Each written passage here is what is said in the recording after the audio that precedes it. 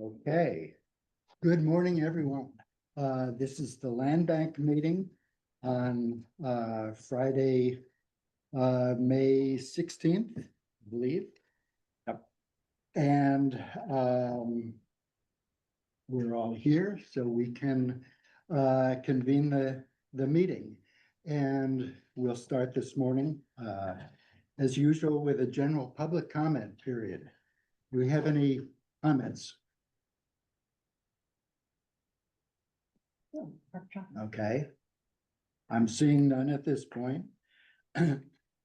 So we'll go on to approving the minutes from our April meeting. Commissioners? I couldn't find anything. That's amazing. Yeah. Thanks for trying. It was wonderful. Looks good to me. That's it. That's it for the commissioners present. Anybody online? Okay, well, hearing none, I have a couple. The first is just a question. On page 3, in bottom of the first box under Blakely Island, announcement that DNR is proceeding with the sale of the 225 acres school trust land to the land bank. Is sale the correct word? I thought it was a no cost transaction. It is, well, it's no cost to us. But the trust land transfer program is a sale. It's just that the legislature pays Okay, the purchase price, and So- then the property is transferred to us. formally sale is correct. Yes. Great, thank you. Is it 225 acres? Well, that's an interesting, if you look on Polaris, it shows up as 185 acres, but DNR surveyed it and came to the conclusion that it's actually 225. So we're going with that Interesting. number. Wow, it's a big difference. We got a gain, yeah. They took a clip and made it go like that. Okay. Second and last is on page 4, again, the bottom of the first box down, regarding my comment about restrooms. Brian suggested providing the commission with more information regarding cost and have a discussion about usage. I don't know whether we want to say usage. Really, my comment was about cost and design considerations. Design, okay. Yeah. And I'll add a question too. Just above that, the report about the new South Slope Trail at Turtleback that WTA is working on. I'd love to see a map of where that is. Or where that would be. What's that? It should be in the management plan. Yeah, Approved. I'll pull it out. in general, it's a loop. It's a loop, and because I've done the Lost Oak Trail and the New Morning Trail, but so this sounds different. Yeah. Beyond or? Over on the west slope and down toward. Oh, okay. So that's that addition. It goes down into the addition property. Okay, cool. I need a tour. I haven't, I should see it too. Yeah, Me too. Yeah, well, we have a meeting on Orcas next month. we're gonna be really busy though. Yeah, Well, plan a day, we We- should plan a day and do that. we that we church. can make our choices at the agenda, right? Yeah, but I would recommend maybe we add that or at least have a map showing how that's gonna go. Oh, to the agenda next month. Yeah. I think Peter is listening. He's, yeah. Tours available anytime. Okay. That trail probably won't open for a couple of years. Just kind of getting the alignment figured out. Okay. So anything else on the minutes? Go on. With consent, the minutes are approved.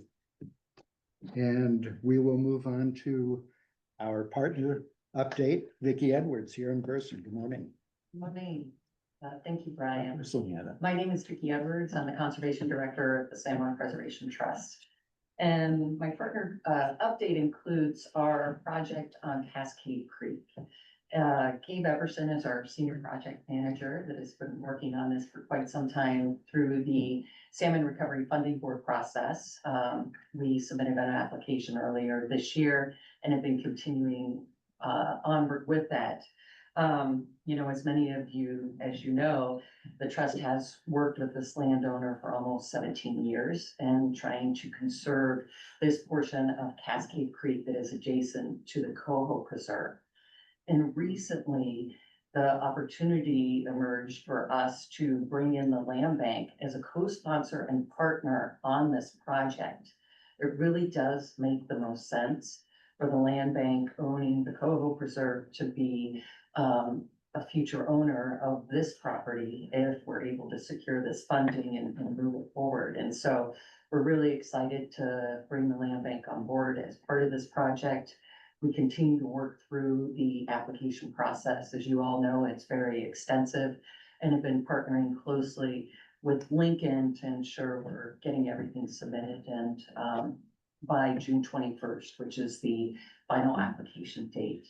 And the funding available is around the $450,000 mark for this project. It is riparian funding. There may be a little more funding associated with it after just talking with Lincoln about that, but it really is a great opportunity and protecting a special place, adding hopefully to the Coho Preserve and protecting that also for the canoe journey. This is a really important parcel. The landowners are very much involved in that every May and providing that access. And then also on their private parcel, providing an overnight camping opportunity as well. So it really is an amazing property, and it's wonderful working with these landowners and the land bank. So we'll continue to do so and move this project forward.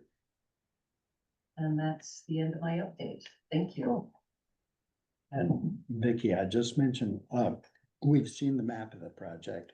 Some of us have seen the land, but it's worth mentioning that that includes the outfall of Cascade Creek into the bay and a section of beach there on outboard of the bridge. And that's a critical point for the salmon spawning, the salmon reentry.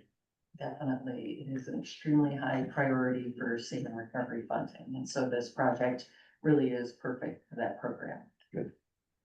Thank you. Okay, thank you. I have a question. Yeah.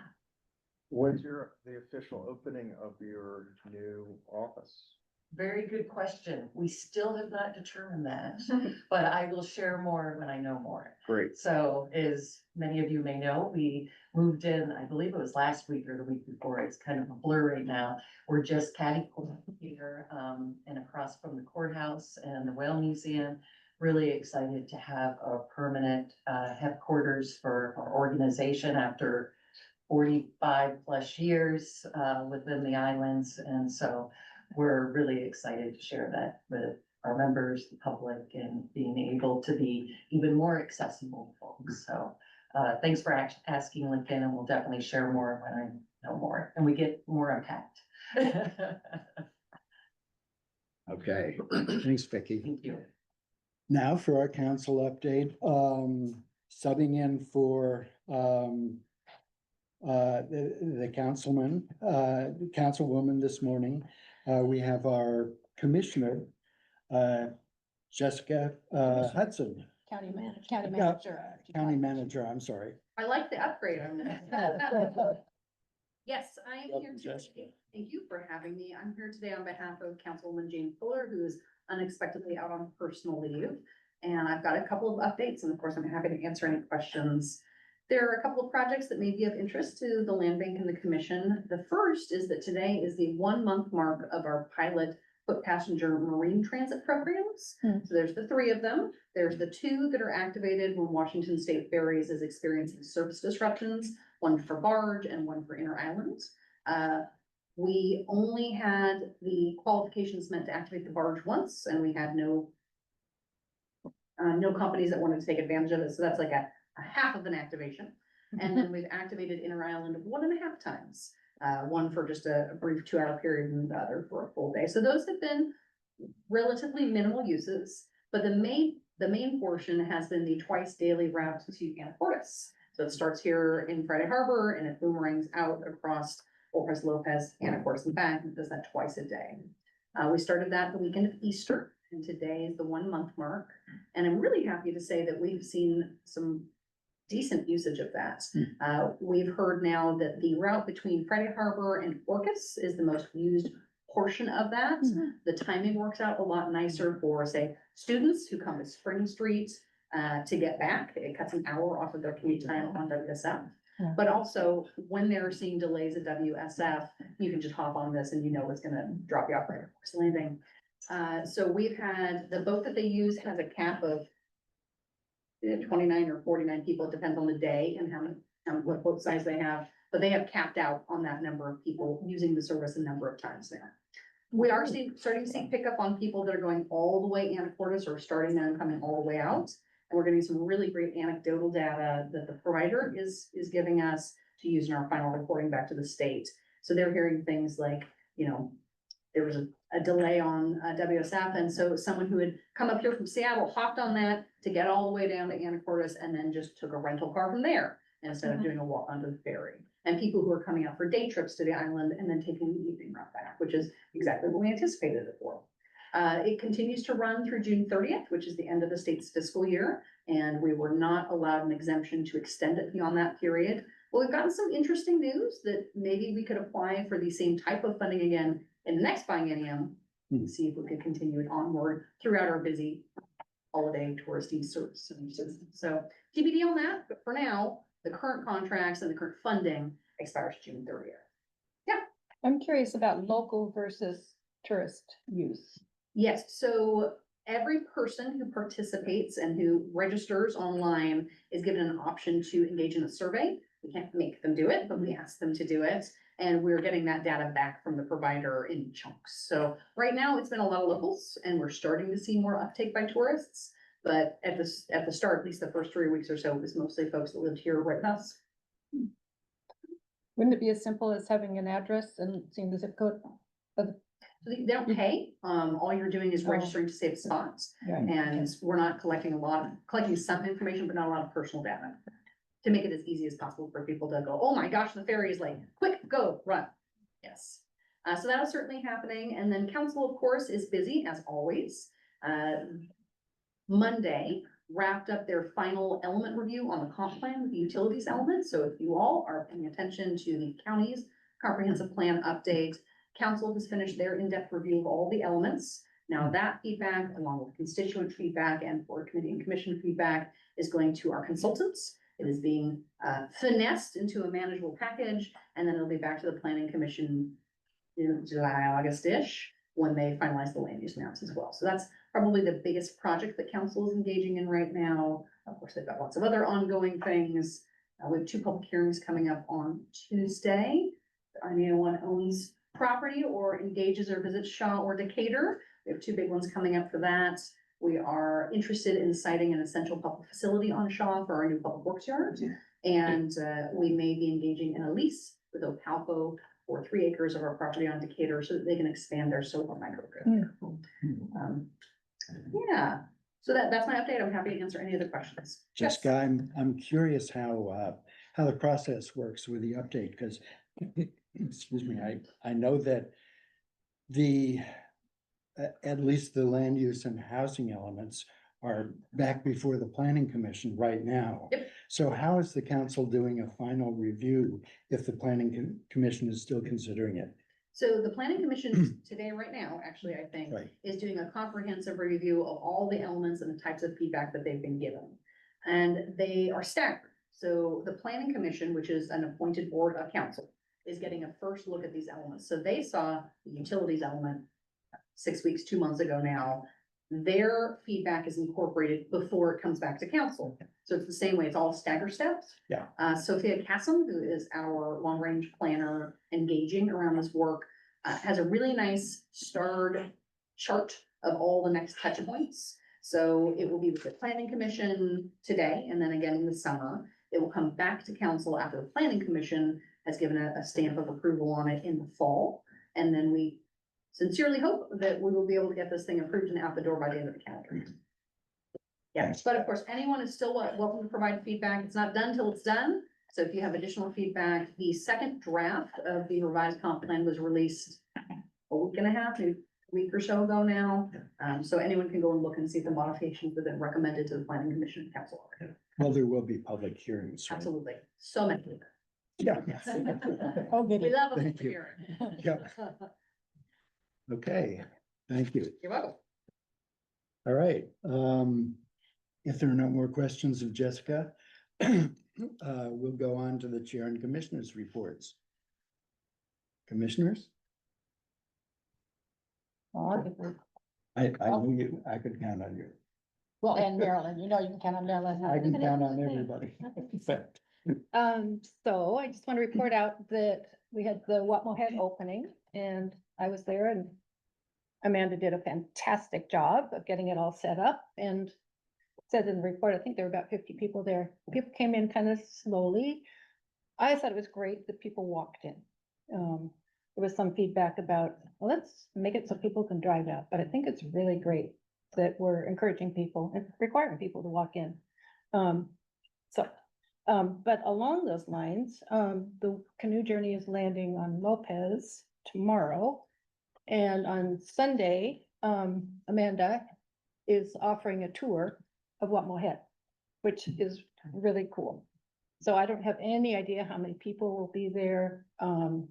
But we are offering the opportunity for people to drive out. They're going to try to consolidate cars and go on out.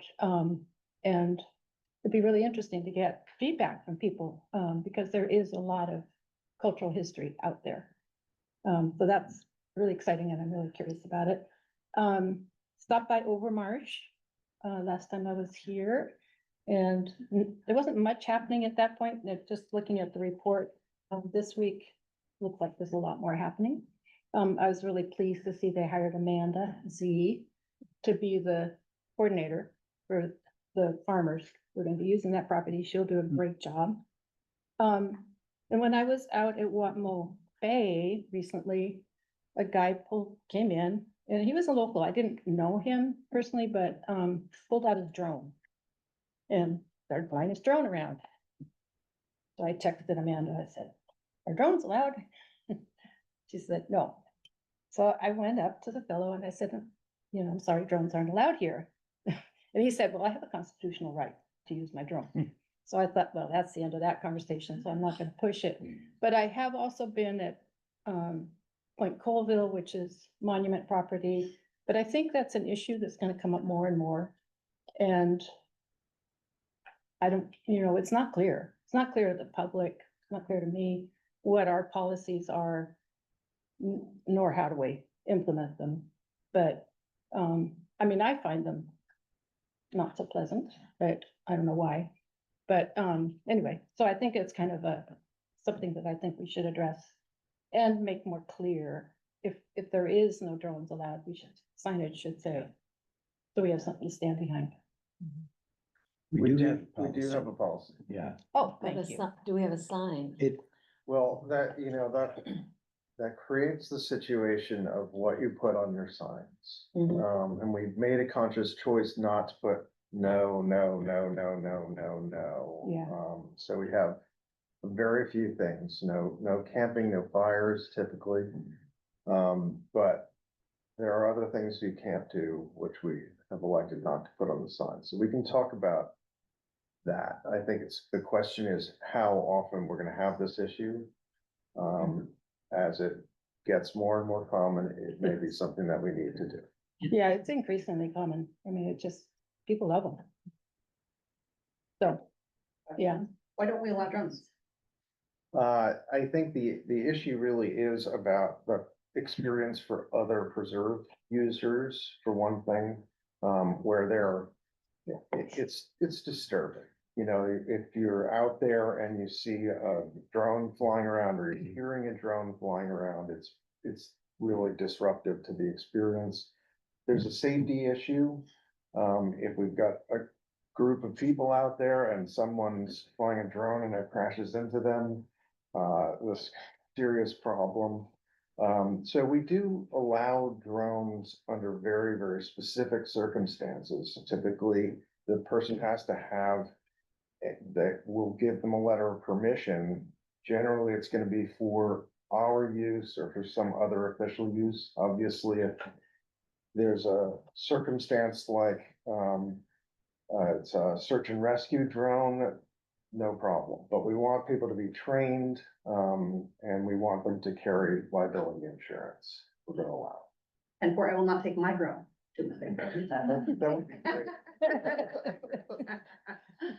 Good idea.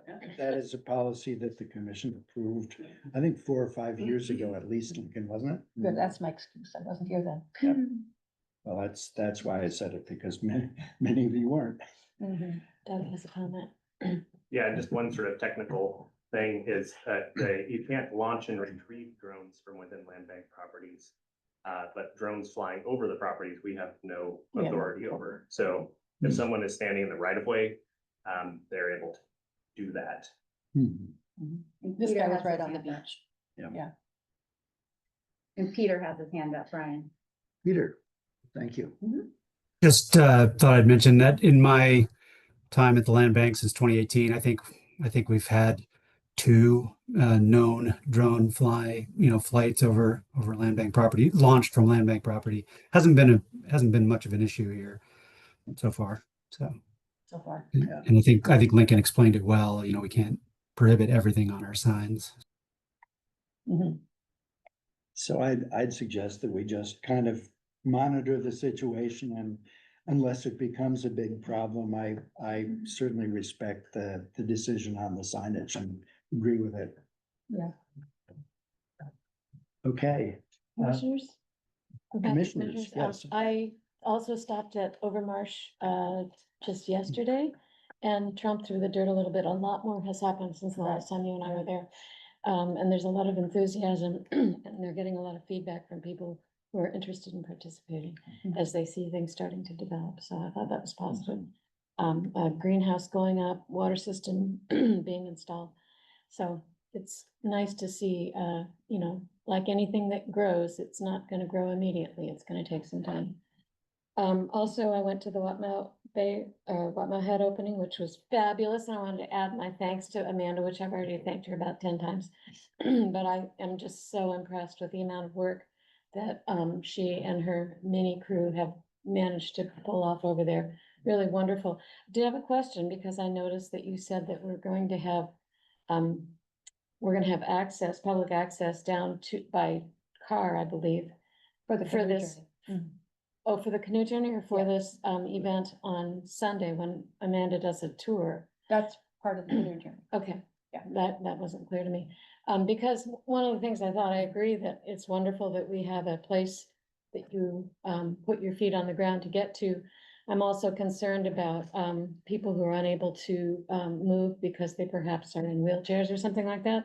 I wonder if we occasionally have other opportunities for them to access, and I don't remember from the management plan whether that's in there or not. So that's just a question. That, maybe Amanda can answer Yeah, that. I'm I sure think she's Amanda knows. prepared to. Yes, we have in the management plan as an option. We have not structured anything formal yet.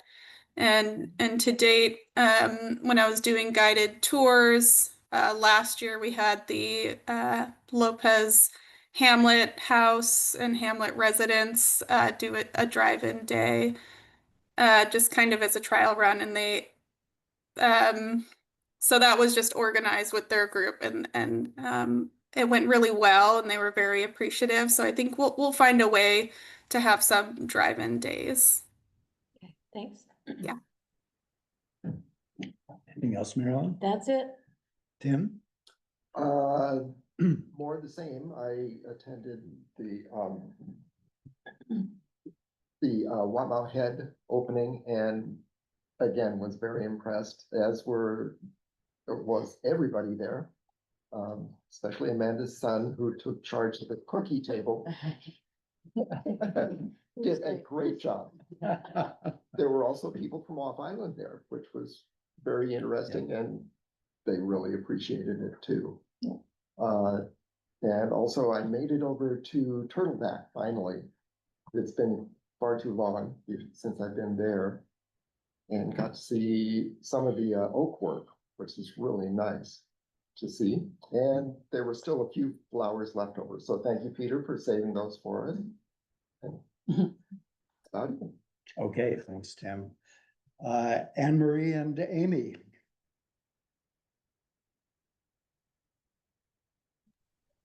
I just wanted to thank the team for the Diamond Hill flower walk last weekend. It was really sweet.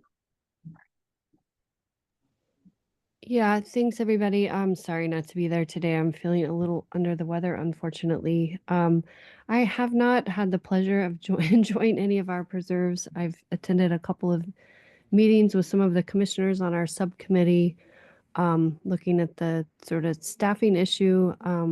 Other than that, that's all I have to report. Thanks. Okay, thank you both. I guess I'll just chime in and join the party on the parties that I've joined in the last couple of weeks. I too went to the Watmau opening and gosh, I just love it every time I go out there. The place is a gem. And I was a little bit skeptical of the Enter Trail at first, but I feel really good about it now. The trail is, well, the crowd there is a fairly small crowd. It was, I don't know, less than 50 people. And many of them even older than I was. Everybody did the trail fine.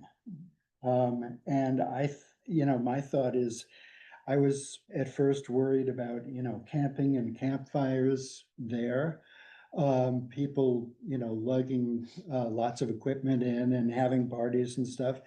So I think the trail is a sort of a gate for that. And it's also a really nice entrance to the preserve. Very pleased about it. So other than that, let's see, at the end of April, Peter and I tabled at the Orcas Earth Day event, which was a really nice, that event grows every year. Lots of good organizations, and glad that the land bank was there. We made some good friendly contacts. And then along with Anne Marie, last Saturday, I went on the Diamond Hill once a year, now I guess once every 2 years, wildflower walk. And I'll just say that Tyler, particularly Tyler, interpreting all the wildflowers, and Erin interpreting birds and everything else, and Tanya organizing, everybody did a great job. So it was really nice. And finally, the canoe journey is coming to Orcas this coming Thursday. And Peter and/or Tyler are going to do a salmon spawning interpretive walk on Cascade Creek the next afternoon. So the land bank will be there too, and hopefully we'll have some Native Americans and also Orcas community members joining us. And let's see. Finally, there's something else on the agenda here, discussion of the letter Ray AmeriCorps funding. There was a mention at the top of the stewardship report, and I also saw in an article in the newspaper last week that a major grant funding for AmeriCorps has been cut. They're losing that funding, and that is going to impact particularly their ICC crew. And as you all know, the ICC crew is a frequent, large helper with our work in the preserves, trail building, invasives clearing, and so on. So that federal cut basically impacts us as well. And I called Lincoln up last week and suggested that we write a letter to the federal government, talking about those cuts and their impacts to us. Lincoln suggested that the right way to do that would be for the commission to write a letter to council and ask the council to write a resolution to send to the feds. Is that right? Yes, I concur with Lincoln. Okay, so, I guess what I'm looking for is the consent of the commission to have staff write such a letter talking about the AmeriCorps funding, or the, I do mean the AmeriCorps funding cuts, how that impacts the, San Juan Islands Conservation District, and particularly the ICC, and how those cuts impact the land bank, what they do for us.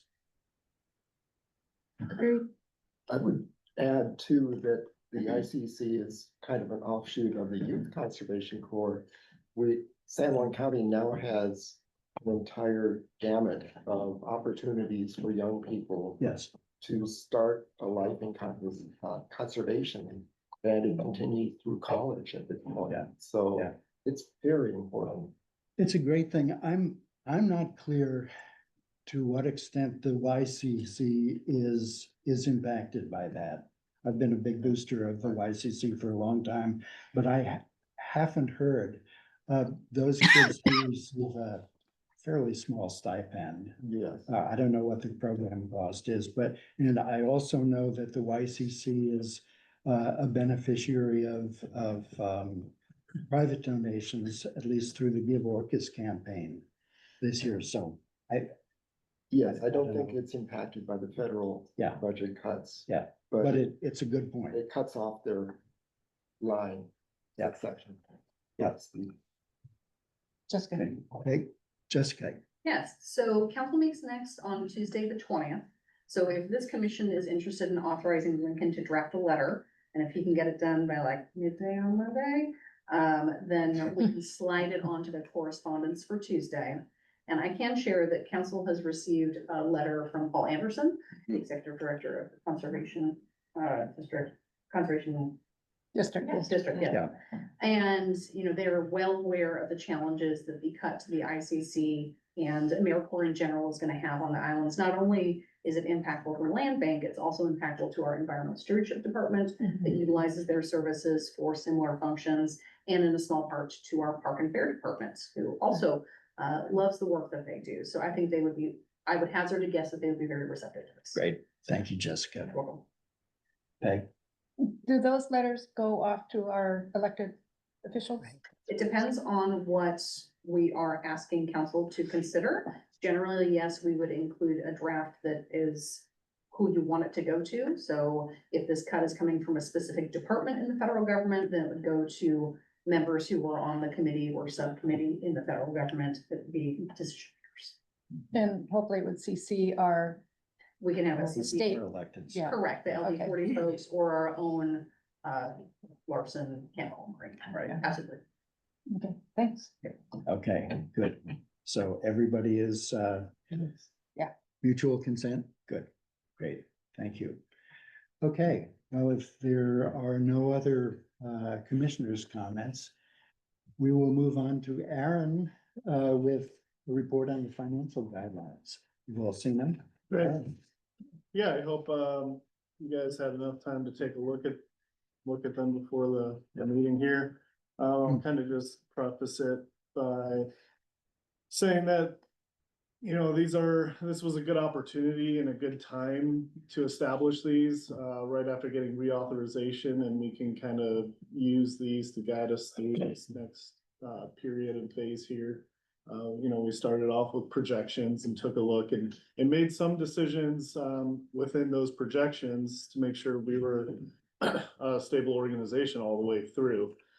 So I think combining those decisions with activities that we already do, just creating more transparency for the public, for the commissioners, to review what we do and how we operate as a whole financially, was a good idea, Marilyn. That was brought up by Marilyn.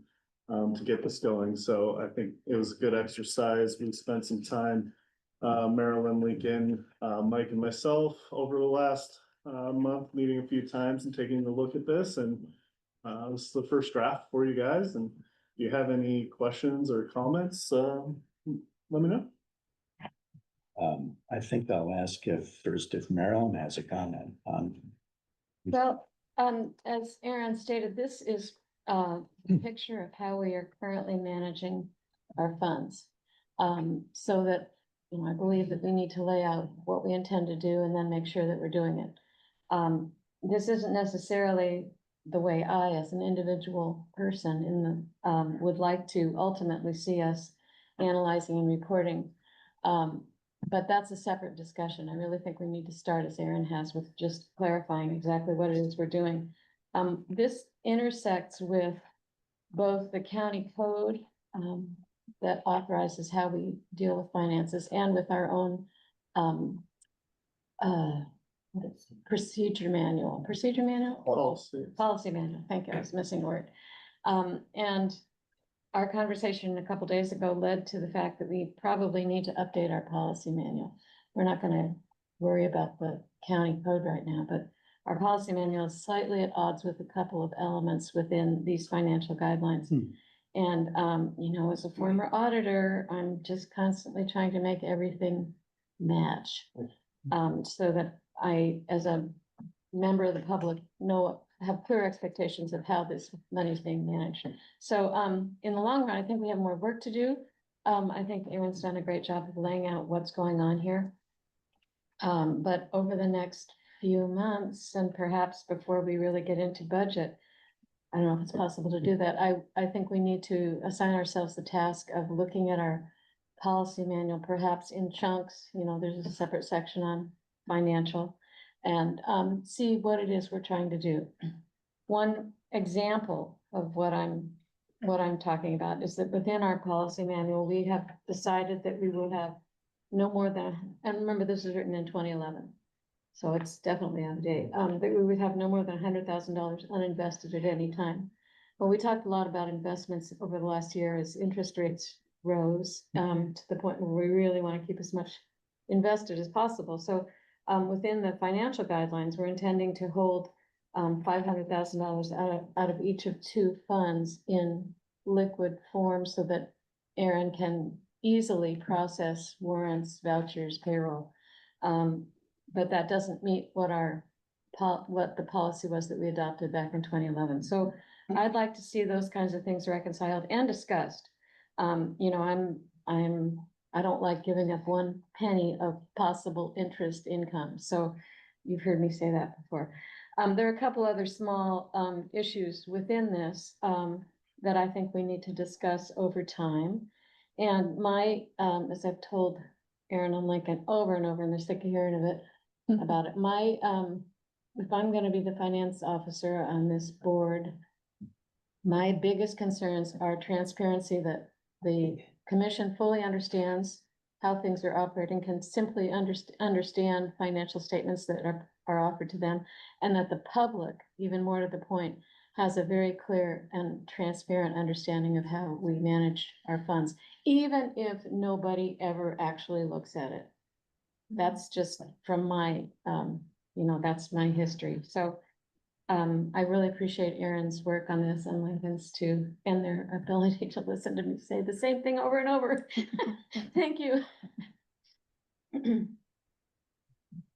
I'm curious, and maybe you just said it, Marilyn, what you see as the next step. I mean, aside from coordinating this with the policy manual in general, are you looking for basically a simple, or not simplification, but clarification of the policies? Is that?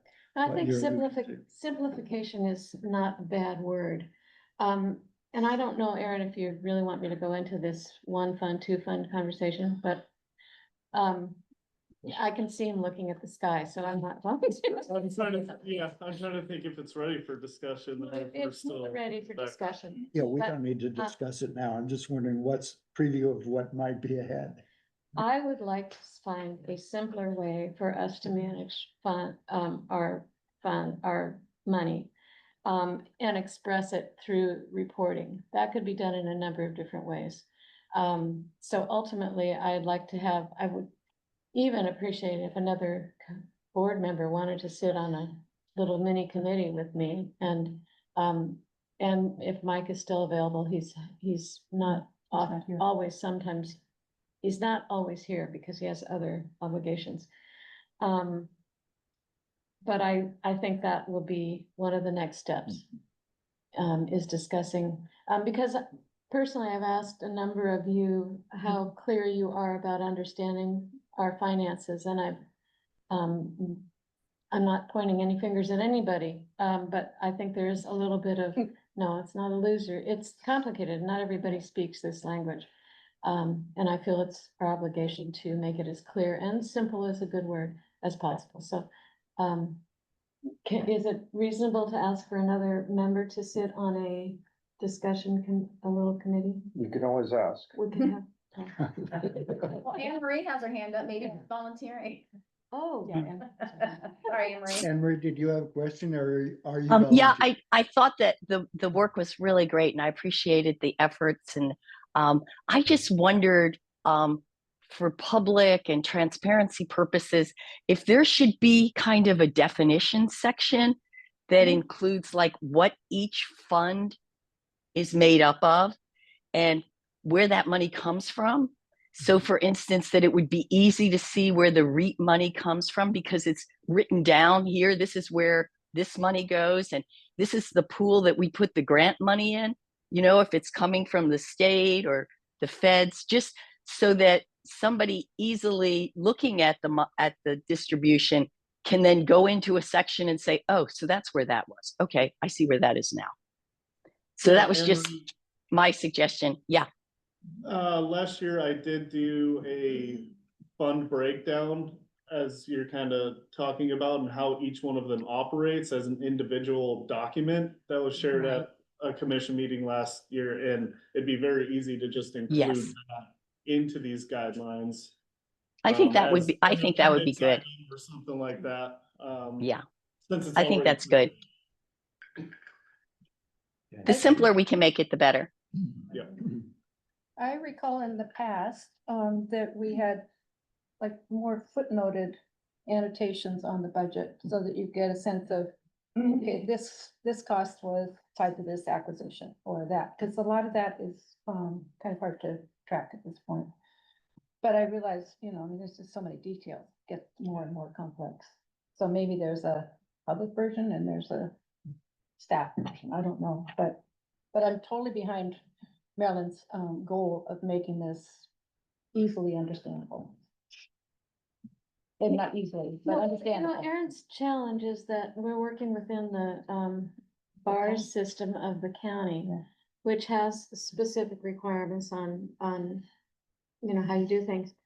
And while I'm not, of course, we're going to do that, there is a way to interpret that same financial information in a different way.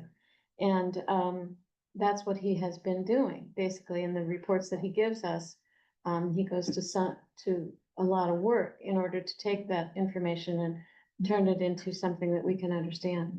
I completely agree with Anne Marie that we need a more fully fleshed out policy when we get around to updating it. I think that's important, and I think definitions are important. And I've mentioned a couple of times here that every time Erin has to explain something to us more than 2 or 3 times, it's because we need to put a definition or an explanation somewhere in these documents.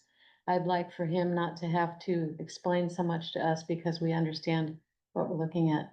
I think that's something we owe the public as well. So anyway, I don't see that there are any problems other than updating of both this document if we want to make changes and updating of the policy manual to reflect what it is we are doing it with this management tool. Okay, Tim. I really appreciate you setting this out and especially for the public. And I think it's very, very good thing to do. I realize it's a draft, as you say. One question is, I had some questions on it, and can I just send those to you? Yeah, of course. They're smaller questions, sorts of things. As I see it, though, there's also the financial information that we get at meetings, and that, I think, for the general public would be difficult to interpret. I really appreciate your telling us, running us through it each time. It would, for me, even having seen these, it would be a little hard to know exactly what was going on. Footnotes would help. But my question is that what you were trying to make available to the public? Would we simplify that information, the monthly or quarterly information, enough so the public could understand it without the interpretation? Yeah, I think it's the direction we're headed for sure, is to simplify it. One of the things we don't want to do is because commissions rotate and financial chairs rotate and what they want to see changes from individual to individual. It's important to make sure that we're on a year-to-year basis or every 2 years, we're not overhauling this financial report based on who wants to see what. We do want to maintain some sort of consistency. So when we talk about simplifying it, I think we can definitely do that, just to keep that in mind, that any major overhaul we make, we're gonna want to stick with for a while, because we don't want to just show a lot, show a little, show a lot, show a little, change the way it looked, I just want to keep that in mind. I'm totally on board, and that's why I think this process has been slowed. And ever since the 4 years I've been here, I've had 3 or 4 different finance chairs that have wanted to make tweaks. And so I've seen it kind of over a longer period of time. And that's great. And just to keep in mind, keeping it kind of consistent, but we can always make adjustments and narrow it down for sure.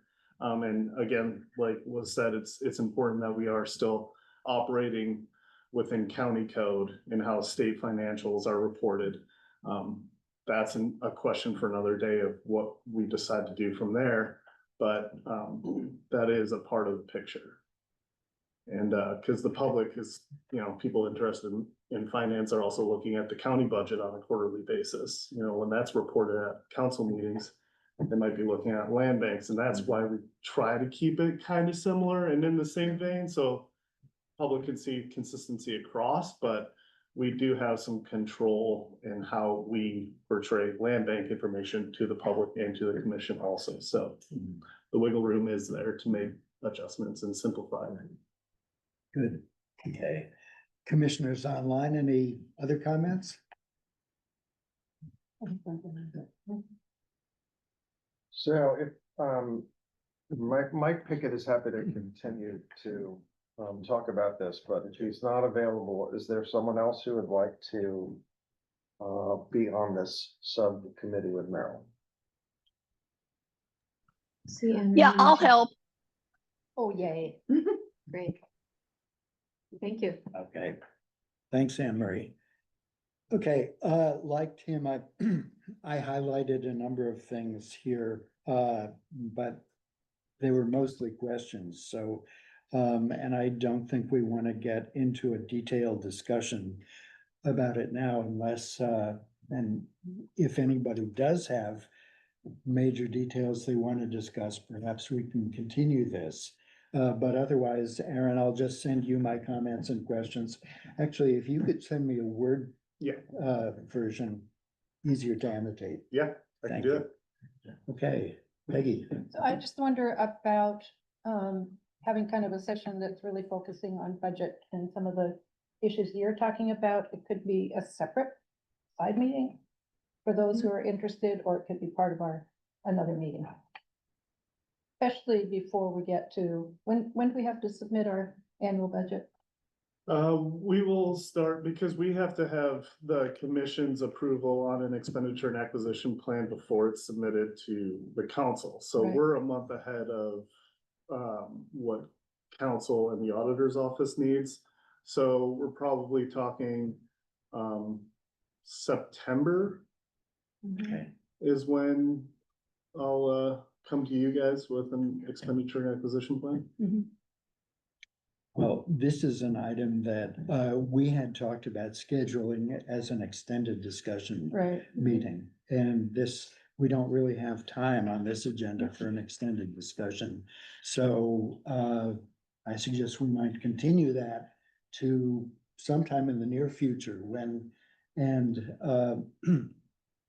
maybe it would be easiest if all of the commissioners would submit the comments to Lincoln and Aaron and Marilyn prior to that discussion, so we You can know- kind of consolidate the. One of the things I would like to ask the other commissioners to do, and I agree completely, comments, but I'd also like to see questions. Because, as Aaron just pointed out, I'm just one person who happened to accept the appointment of this role. And there's a lot of other commissioners on the board right now, and we're looking at, different perspectives. So one of the things I'd really like to know is, what are you interested in seeing or understanding about the land bank's finances? And one example of that would be, are you interested in knowing what a previous year's expenditure within a certain category, say stewardship, was? Are you interested in understanding trends? Are you interested, is that of concern to you? It's not something that we're seeing right now, but anyway, any other questions? Aaron has pointed out to me that sometimes commissioners want all the details. How much should we spend on, rakes and shovels? Sometimes commissioners just want the big picture, because everybody's got a different way of thinking about money. So those kinds of questions might be helpful, if you don't mind shooting an email to this little committee, which now includes Anne Marie. Thank you. And we could go from there. That's Give us a great, deadline. Marilyn, because I think you're really talking about questions that are outside the box of what I was considering. I mean, I thought we were talking about the framework of the budget as we discuss it quarterly, and Aaron's good reports and explanations, but you're really talking about other kinds of trends, which I think is great. It's something that we should consider. Yeah. And as I would just, point out that we as commissioners are, the land bank budget, I think, is one of our primary responsibilities, particularly if we have to explain or defend it to the public. And I have to say that I couldn't always do that. Well, we represent the public, that to Yeah. me, that's what we do. And we're kind of in the middle ground between the public and the county council, Right. because we don't make all of those decisions. Right. We make recommendations. But the recommendation that most concerns me is, can we afford to purchase a piece of property that is important to the program? And that, if we're gonna make that recommendation, we need to kind of understand where we're at. Whether we have adequate funds available for the future, blah, blah, blah, that's where I think we need to have a fuller understanding of our financial picture. And then, but it's ultimately up to the council to make decisions based on our recommendation. I just want to make a good recommendation.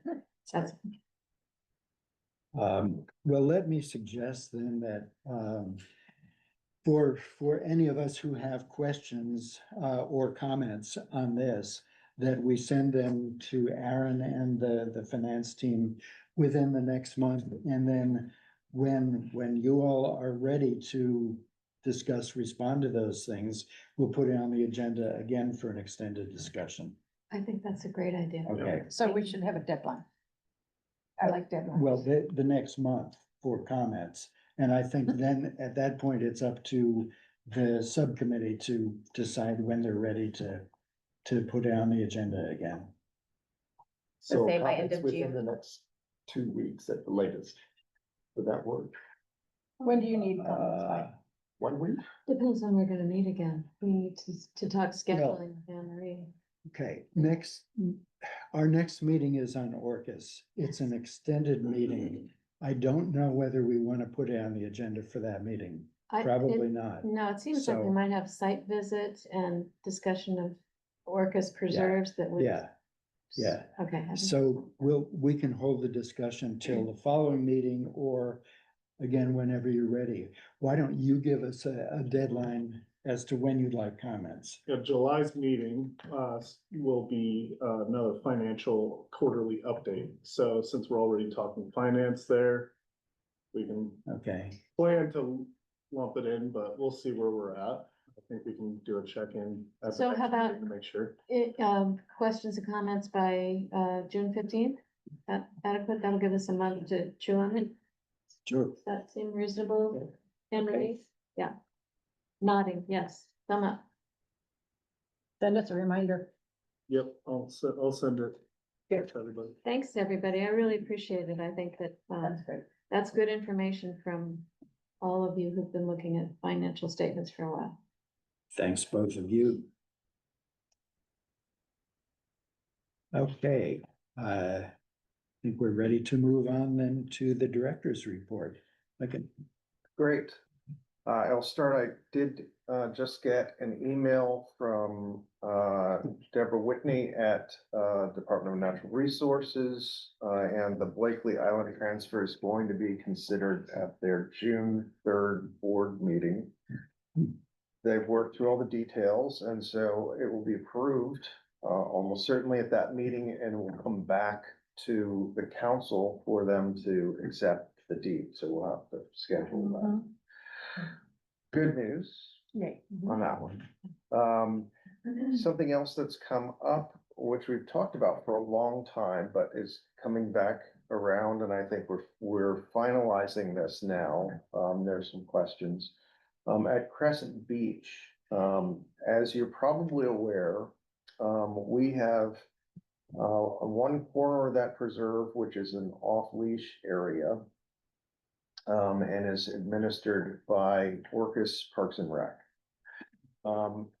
What we've proposed and talked about with them for the last who knows how many years is doing a trade because they own property that's more wetland area, it's more natural, south of Buck Park. And so our idea has been to do a trade with us taking over that part of their property in exchange for them taking over ownership of the off-leash area, which makes a lot of sense.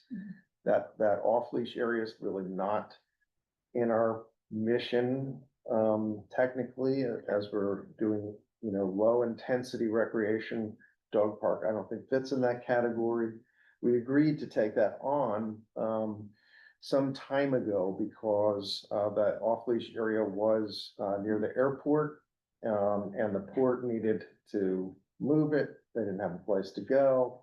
In that particular corner, the northwestern corner of our preserve, right next to Buck Park, we were having all kinds of problems with inappropriate use of the property. And it really seemed like this could help us in having a bunch of people with their dogs out there in the off-leash area. It acts basically as a patrol. So that will continue, but what we're moving forward with is this exchange of property. So I'll be going to the prosecuting attorney's office to talk about that process going forward. Is the new property south of Buck Creek adjacent to the Crescent Beach Preserve? Yes, yeah, they're both properties are adjacent to the preserve. I'll come back at the next meeting with a map so you can see exactly what's happening, and we'll have a path forward at that point. Okay, Cascade Creek, Vicky has already talked about this a bit, but this is an acquisition of a portion of 2 parcels of properties on the east side of the creek. The west side of the creek is Coho Preserve. This is in Olga. So we're moving forward with this. We just had a discussion with the landowner yesterday. We have an appraisal, and so this is partly handoff from Preservation Trust to us. There was an appraisal done of that area, which frankly seemed pretty high. We had a negotiation with the property owner. They've agreed to take the 450,000, which is what we're expecting to get, as part of a grant. So we'll be proceeding forward with that one. Closing is not expected to happen until, early next year. So that's shaping up. Megan, is Yes, what we're paying significantly lower than the appraised value? it is significantly lower So than the does appraised it, value. so is it a bargain sale for the It- seller? It would be a bargain sale, so they have the potential to get a tax benefit. Good. Income tax benefit from it. But they're fine with the price, so we're good there. So we'll be doing a purchase and sale agreement with them, that's kind of the next step. And it will obviously have to come back to you all for approval and to council for approval down the road. I have a question, a real Yes. short one. I might have already asked this question. Then the actual costs to the land bank budget are what you're working on right now, time to acquire. And stewardship, is there any additional stewardship, large expenditure that we should know about as we move into For this acquisition, Mhm. I'll toss that to Peter. I would say very minimal, negligible impact on our stewardship. One of the conditions of the transfer is that they address some erosion issues, some stormwater runoff that goes into what will become our property, and that'll be taken care of. And then it's just minor planting over time, nothing major. Thank you. Okay, next, the model well utility easement. This is another Orcus project. I think we've talked about this at previous commission meetings, but we'll go over it one more time. And I do want an official go ahead on this one. This property was donated to us some time ago, subject to a life estate. So we have, it's about I think 70+ acre property. It's so a property that I actually have never seen. Still in the life estate, but by all accounts, beautiful forested property. There's a well on the property with a corridor, a utility corridor that comes out to the road. John Model, who's the brother of Lex, and it was when Lex died, this is what was donated to us with the life estate. As an adjacent property, their well has run dry, and so he's been wanting to be able to use this well. The property we're getting is subject to a preservation trust conservation easement, so it's not buildable. So we've conferred with the Preservation Trust on this idea of conveying a well utility easement. They don't see any problems with it in terms of the easement. We talked about value, because we cannot just give things away. We need to get market value. There were two choices. One was the estate to give up development rights on another adjacent parcel, or to just purchase this easement at market value. So we had an appraisal done. This will be interesting for you to hear. So we paid $8,000 for that appraisal, and obviously we did this because we really, we've been given this property, and so we're really wanting to cooperate with these folks. The $8,000 for the appraisal revealed that giving up the development right was about a $370,000 value versus the easement itself, where we can't really utilize this well, about $1,500. So they will be paying us $1,500, but this is the reason we have to go through this is because it is to protect the land bank. An effort to give away property. We can't do it. So it's just procedurally, this is one of these uncomfortable ones where, we're spending more money, we're spending money on this transaction, even though we're getting market value for the easement. So I'm looking for an official go-ahead from you to proceed with conveying that easement. Just a question. The easement documents will verify that the land bank has no long-term maintenance requirements for this well, that Yep. we are completely disavow. Yep. Okay. Yeah. And the remainder of the conservation easement stands as well as the Yes. life estate. Yeah. So everything is the same except for the well, which is allowed. Right. So we'll be creating, and we have a draft of the easement, which has reference to that question that you raised. So Lincoln, I just have a question about the 70 acres and the fact that they're forested. Is there very much potential for wildfire danger? And what other access will we have to water up in that area? We're not going to have access to water. My understanding of the property is that it's relatively mature forest in good condition, so I don't think there's much wildfire danger on the property itself. But this is pretty common for us to have properties where we don't have, a fixed source of water ready to go to fight fires. That's something that's really left up to the firefighting agencies, whether it's local or whether we're getting assist from state agencies. Does that answer your question? I don't think she heard. Pete, Yeah, she's just on mute. with her phone. yeah, She said, yeah. okay. Okay. Peter, Just to comment on the fire risk at that particular property, it's by Orca standards, it's basically in a draw. It's very wet down there. It's older forest. It's pretty nice, pretty good shape, I would say. I mean, although we haven't assessed it formally, it seems to me it would be relatively low risk there. thank you. And is there clear access for them to Yes. maintain that well? Yes, Okay, so that's one thing they get. yes, no, there will be no clearing needed. Okay. It sounds like this was thought of beforehand when the property was transferred originally, if they set up an easement area for the well. So I would be in favor of this.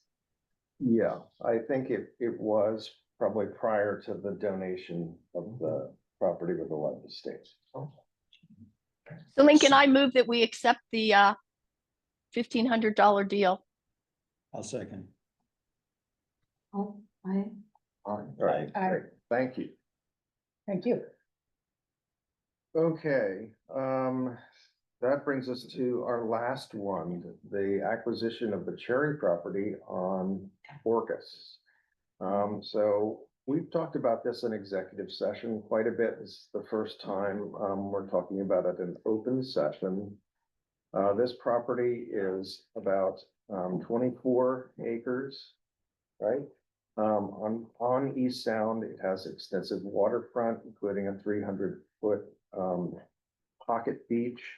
And we've been talking to the owner for a long time about acquiring it. We did come to an agreement on the purchase price at 3.35 million. We applied for 2 grants, salmon recovery grant, which we received for 1.1 million. And then another grant through the Aquatic Lands Enhancement Account for $1 million. The legislature did not fund that program adequately, so that we will not be receiving that second grant, at least at this time. So that leaves us on the hook for roughly 2.4 million that we would have to pay after discounting for the grant that we would receive. And so we're moving forward with that. We have been approached by a couple of people who are interested in contributing to the acquisition. We're still having that conversation. I don't have anything hard to report at this point in time. Mr. Cherry has raised the possibility of deferring part of the payment. I have not really gone through in detail what that would look like, but basically him agreeing, for us to defer payment for, a year, 2, 3, I'm not sure the exact amount that he might agree to. But that's another thing that can help us here in terms of not taking the cash hit, that we're potentially gonna take. Also, if we were to purchase it, we would do so, after getting a waiver of retroactivity from the granting agencies or from the Recreation and Conservation Office. That would give us the ability to go back and try for another grant. We elected not to try in the water access category this time around. It seemed like Aaliyah might be more promising. And yet, I'm not so sure that was true. So we would have the ability, and if we've got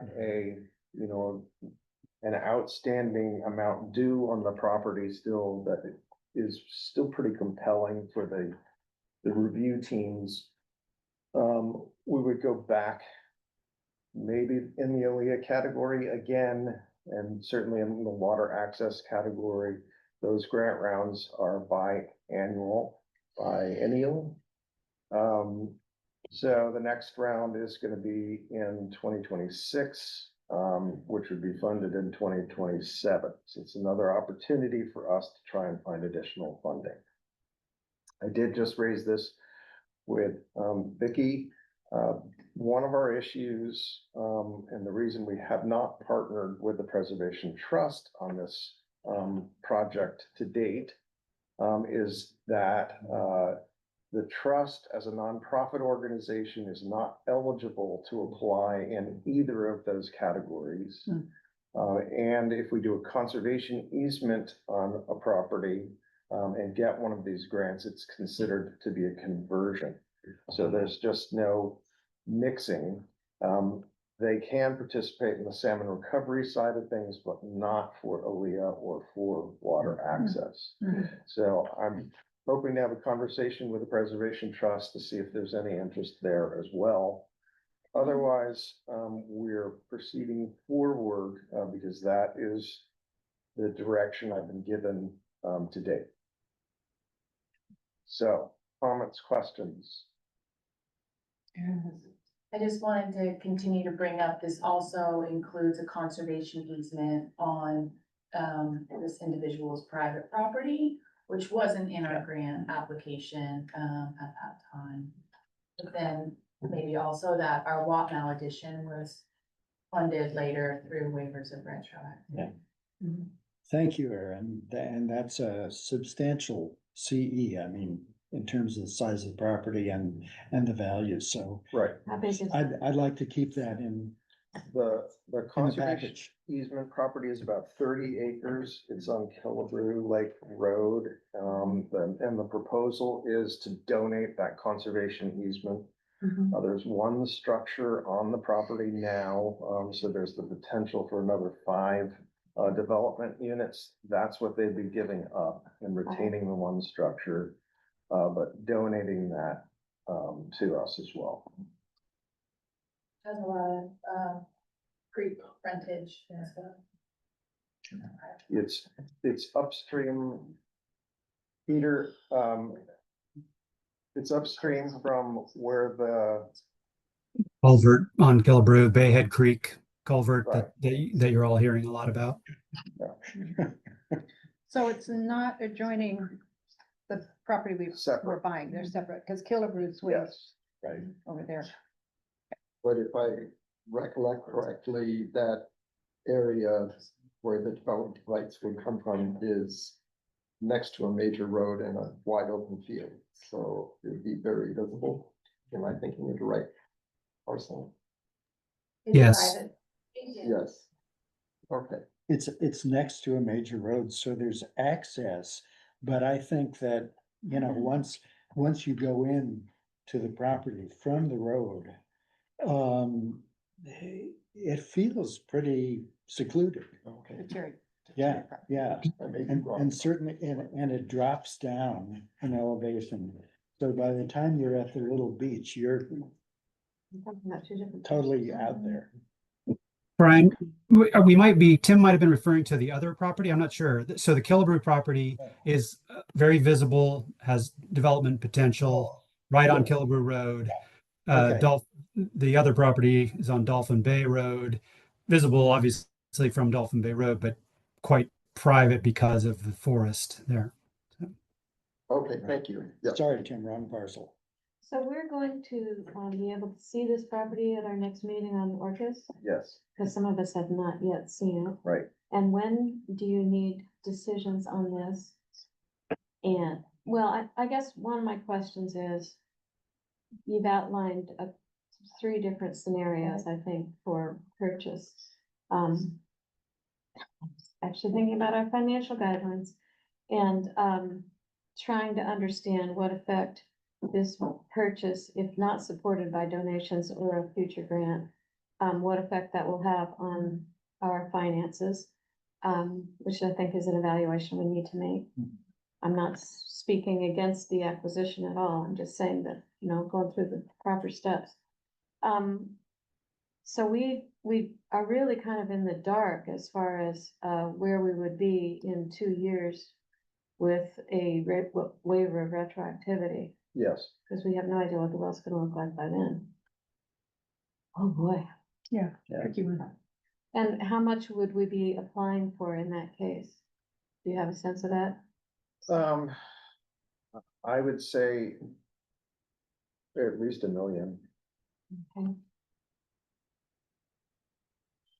So if that happened, the price to the land bank would end up being somewhere between 1 million and 1.4 or something in that range. Right. Okay. And so the next step, if we go forward with this, would be to do a purchase and sale agreement with the property owner. This would come back to you in the form of an amended budget. That's your official opportunity to approve going forward with the purchase. Obviously, that budget goes to council for them to ratify. So that's where we are on the process. At what point, Lincoln, would we have to make that commitment?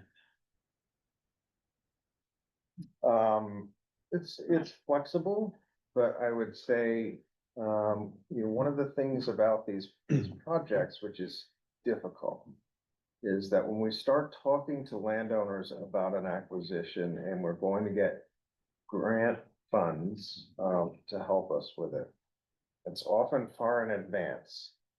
So I think we started conversations with John 2 years ago, right? at least 2 years ago. So it's kind of been in limbo for that period of time and kept the property off the market. That's a lot. And we're talking about, it extending out a bit, but I think the goal here would be, to, complete the acquisition before the end of the year. Well, it sounds like an important parcel is from all the conversations we've had, so I'm not trying to negate that at all. Not trying to dampen enthusiasm. Maybe I'll just visit with Aaron later on about the work that he's done on cash flow projections. Sounds good. So what do you need from us now? Just basically consensus to move forward. Yes. So we will see the property next month, hopefully, on Orcas, and we'll be better informed, and at whatever point we need to make that decision, we can have an extended discussion on it, probably in executive session. Okay, great, can't wait to see. Yeah, that'd be fun. Just as a point of consensus, I saw Anne Marie at Oh, meeting. Thumbs up? Thumbs up. thumbs up, okay. Okay, 2 more things. On San Juan, the sale of the 2 southernmost lots of Fraser Homestead Preserve is proceeding to the National Park Service. We've all heard plenty about this one. We are thinking that this is going to close in June. So that one will be wrapping up. I put the Alderman resale on here. This is one, which we've wanted to resell. It's been dropped and picked up again. But this is a 10-acre property. It's on Baylor Hill Road. It's not adjacent to our False Bay Creek Preserve. It's one property owner over rather. To the west. It's To to the east. the east. To the east, okay. We had hoped to somehow protect the parcel in between. That's not in the cards at this point. So we're basically looking to convey that 10-acre property with a no-build conservation easement on it. We've had an appraisal in the past that's gonna need to be updated.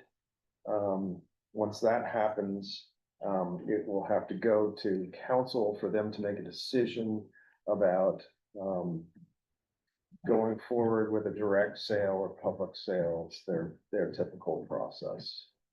See, So with no build, is it therefore expected to remain in agriculture? that's the whole idea.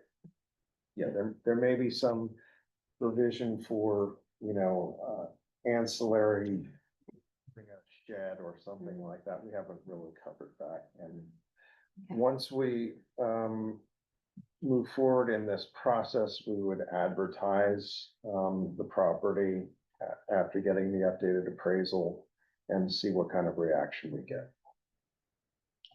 So it's not part of so our False Bay Creek is wetland. So this one is 2 pieces over, so it's not necessarily wetland, it's more. It's higher and drier, Okay. yes.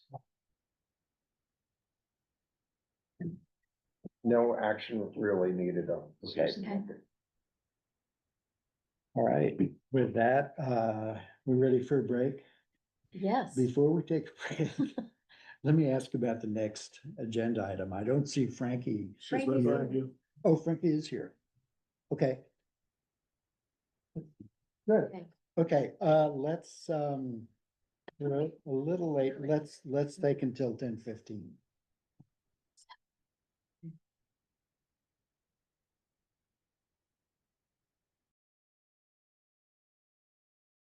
Sorry. All right, we are reconvening after our break. And next up on the agenda, we have a discussion about the county's outreach efforts and tribal framework, which is an effort being led by Francis Robertson, who's here to make a presentation. So Frankie, take it away. Thanks everyone for having me today. Yeah, so I'm here to share a little bit about the county's tribal engagement efforts that's going on. I believe that Erin sent you all a copy of the framework. This was adopted by County Council in November of last year. So in short, we were tasked with, you can go to the next slide. Thanks. In short, we're tasked with undertaking this work because county leadership identified that we're in need of an improved path towards engagement and consultation with tribes that have fishing rights and or ceded territories within the island. So before we initiate the discussion around this, I wanted to provide you with a brief background of the efforts that have already been undertaken to date. Next slide, please. So the coordination around the efforts of cultural resources has fallen to environmental stewardship since around 2020. So briefly, in 2020, we implemented the first archaeology master services contract. So the consultants that are included on this contract are available to all departments in the county who need archaeology services. We're currently in the process of updating that for another 3 years and we'll probably switch out a few of the consultants on it. We hosted a webinar based cultural awareness training And also, a few months later, in 2021, a Section 6 training for county staff and some of our local partners like the Conservation District and the Preservation Trust. And those webinars are available. The initial webinars, I need to get back up on our website. They are publicly available. The section 106 videos are really for staff only. They're not available for public dissemination because there's very sensitive information in those. So in 2023, we were directed by council to explore a countywide framework for tribal engagement and consultation. And as a result, we contracted with the Whitener Group. The Whiteners ran a 2-day training for around 40 staff and elected officials, and again, some of our partner organizations to fill some of the spaces we had. And that took place in February 2024. We continue to work with the Whiteners throughout 2024 to really put together the framework that was approved by council and get guidance around specific questions we had, and this kind of thing. So they were a really fantastic resource. Concurrent to this work, I myself have been undertaking specific training to assist us in this work. So I completed an advanced tribal relations certificate program through Evergreen State College last year. That was the inaugural program. It's really geared towards state agency staff. So being the only county employee taking it, it also kind of broadened our network out to other folk working in this area with different state agencies. So we have some really great resources available to us through that. I also take part in the County Stewardship Network. The Stewardship Network has a tribal engagement subcommittee, and also through that, the co-stewardship working group that Doug co-leads. So these resources, specialized education and training efforts have really helped us to better understand how we might approach tribal engagement and the obligations of the county in a more cohesive, comprehensive manner that respects the sovereignty of treaty protected rights of the federally recognized tribes that have fishing rights and or ceded territories within the county. And just a brief overview. So with the Whiteners guidance, we drafted our framework around the 4 C's principle of tribal engagement, and this is communication and consultation, commitment and consent. The communication and consultation parts occur simultaneously. Communication is really essential throughout, especially with laying that initial groundwork. And in late December, we sent out invitations to the tribal chairs of the 14 tribes to help co-develop our framework. And this was so that we could ensure that our consultation policies are geared towards the wishes of each individual tribe.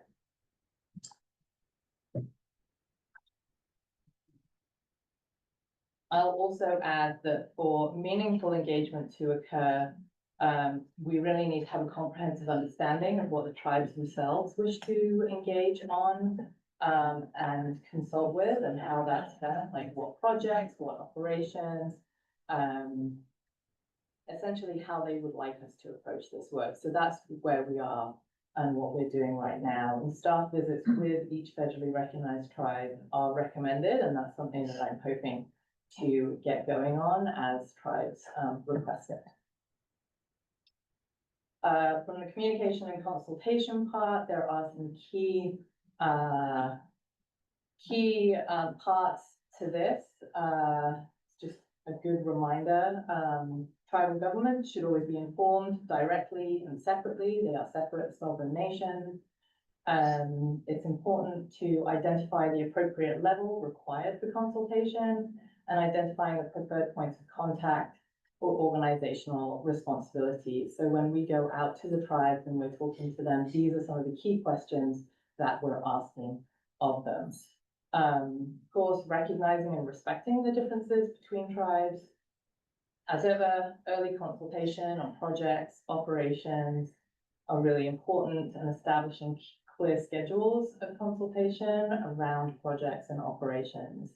I think there's a lot of assumption that tribal consultation happens at that federal level through permitting nexus, through the Section 106 process, but that means that there's a lot of work that's going on that the tribes would never know about and never have eyes on, because it goes all the way down to maintenance and ditch clearing.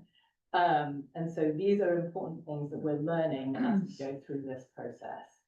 Oh, next slide, sorry, I've been moving through. So anyway, we can, so these are the kind of the four, let's see, where am I? Yeah, you can go the one with the canoe. Okay. There you go. This one is, there are some really key points around the commitment and especially the consent part. I think in consultation, there's rarely much discussion around the consent part, but this is really the foundation of good consultation. But in terms of like the commitment part of that, and that's part of the effort that we're undergoing now, is trying to develop some of these processes internally as well. So maintaining a record of consultation processes. So basically developing how we do that, how we record our consultation processes, recording summaries of tribal input received, an explanation of how tribal input has influenced or was incorporated into our actions.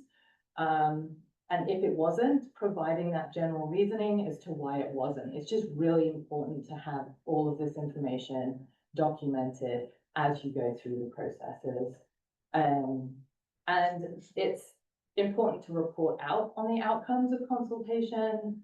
And then it's also really important as a county or an agency, whoever is doing consultation, to ensure that if information is designated by tribes as sensitive, that it is not made publicly available, which is kind of an odd construct for us who work in public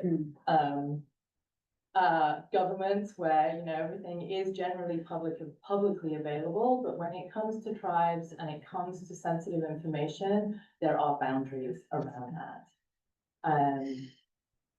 And here, in terms of consent, all consultation should be guided by free, prior, and informed consent. So the outcomes of decision-making processes are guided by this standard, and these include things like obtaining consent from tribes regarding the proposed activity, obtaining consent from tribes after negotiations, and there have been changes to conditions under which a project might have been planned. So basically keeping them updated as you go. And at any time, a tribe may withhold consent for a proposed project. So those are things to bear in mind.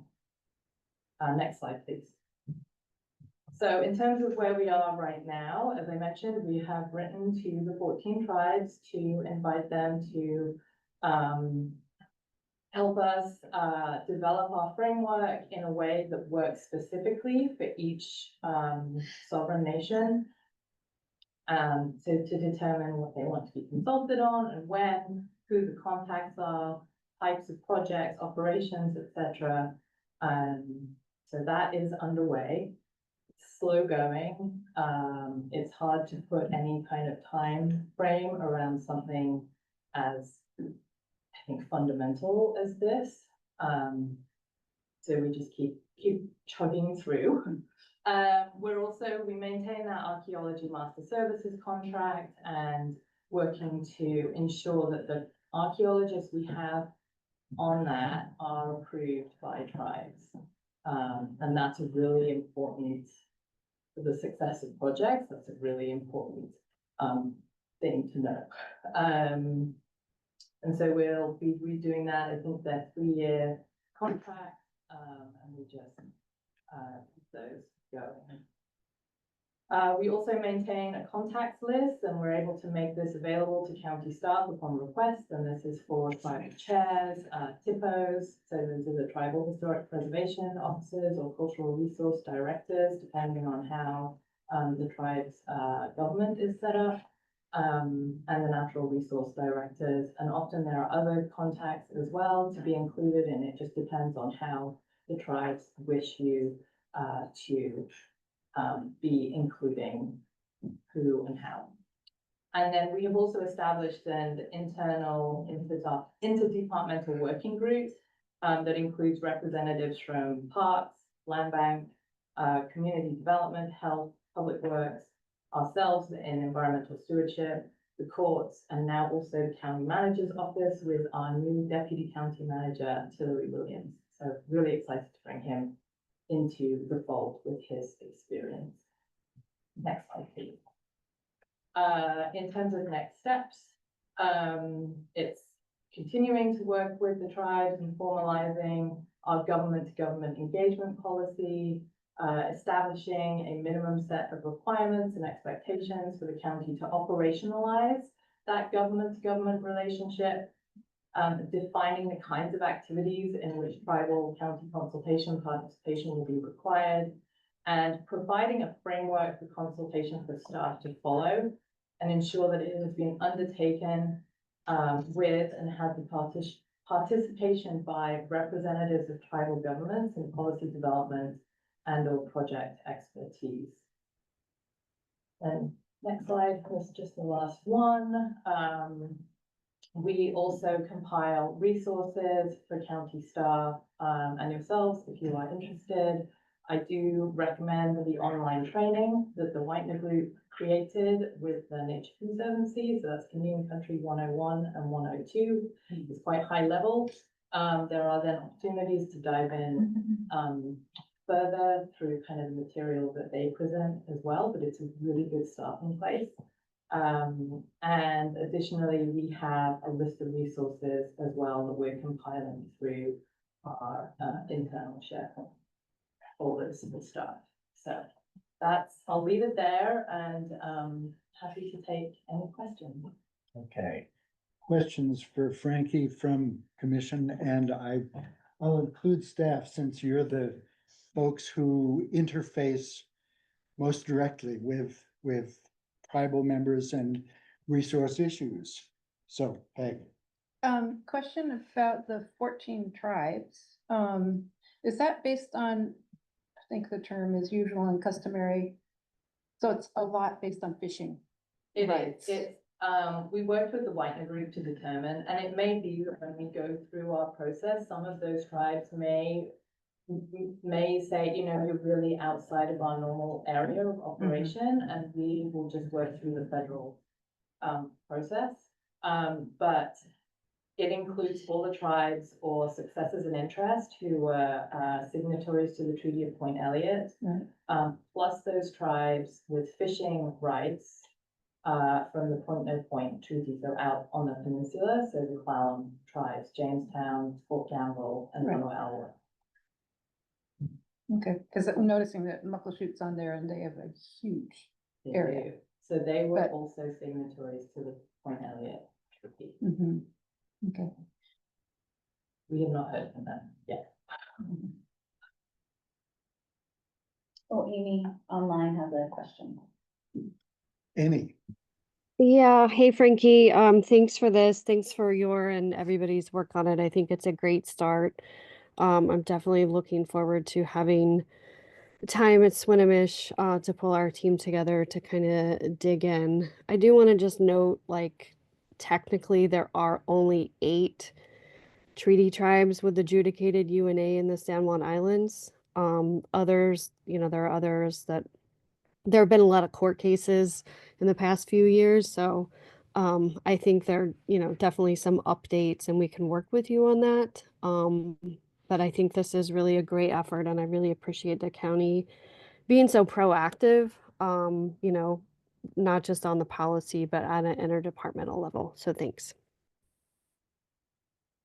Thank you, Amy. That's helpful. Hey, Jessica. You had mentioned that in one of the bullets about the importance of keeping sensitive information non-public. Do we still have to disclose information like that as part of the public record process? That, and I don't know, Amy may be able to jump in on some of this. That I would want to go back and check with, Goya and others.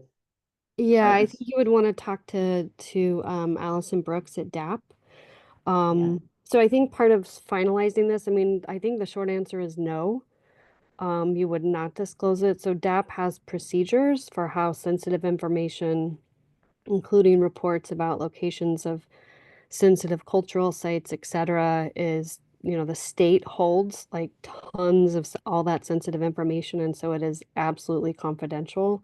So I think we'll want to, like, as part of a next step, like look at the interplay between how that works with the county and the county's processes and the DAP process for sure. I think Mason had a comment as well.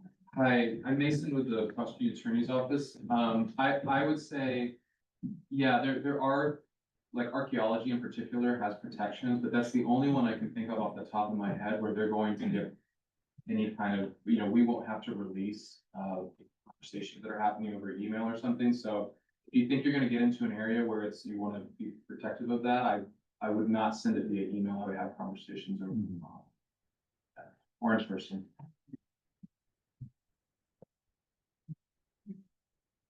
Anybody else? I have a question. It's gonna take a long time to meet with every tribe and is this just you doing this or you've got? Much. Yeah, okay, so that's a lot of It's work. half my job. Yeah, I mean, no, not even and half that's my not your job. main job, so it's a Yeah. lot of work to, It's a you lot know, of work. come up with these. Which might be different for each tribe, what's from the county's perspective, what should we be consulting on? Yeah. So, I mean, when are we consulting? So in the meantime, I'm curious if you have guidance to us. You mentioned like it could range from cleaning a ditch Yeah. to, And you know, it obviously will a federally depend- funded project. It will but- depend on which tribe, like each tribe as to what they want For to sure. know about. Yeah, I think just even being able to have staff to staff level discussions, which which we are having with different tribes, is beginning to give us a clearer picture of what and how we should be doing that. For example, I recently connected with Skagit River Systems Co-op who represent natural resources for Swinomish and Swaddle. And they would like information on restoration projects, projects in the shoreline, and this kind of thing to be sent to them. And so I was able to send them the salmon recovery grant numbers because it's all public in the PRISM in the grant system, and also our engage pages as well on those projects, which are a really useful way to keep to be able to update and keep things updated. So those are the kind of things that we're learning and we're implementing as we go. I've been working with Erin on ways to formalize kind of the documentation of consultation on a lot of the land bank projects. So when there are meetings with tribes, we can document which tribe it was with, what the recommendations were, how they were addressed. And it's like being able to create kind of templates around that other departments can then use. So it's sort of a work in progress. no, I totally understand. It's, Thanks.